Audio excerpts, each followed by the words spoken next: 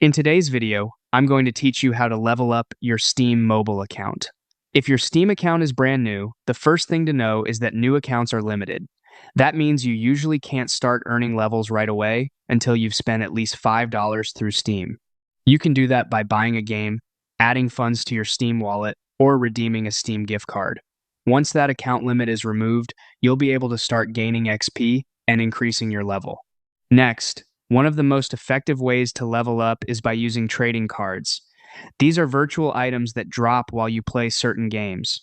In the Steam mobile app, tap your profile in the bottom right corner, then tap Badges. This section shows your available badges and which cards you still need to complete a set. If you're missing cards, open your mobile browser and head to the Steam Community Market, where you can buy the remaining cards you need. Then go back to the Badges page in the app and tap Craft Badge. Crafting a badge gives you XP, which helps level up your account. Another easy method is using points from the Steam Points shop. Whenever you buy games on Steam, you earn points automatically.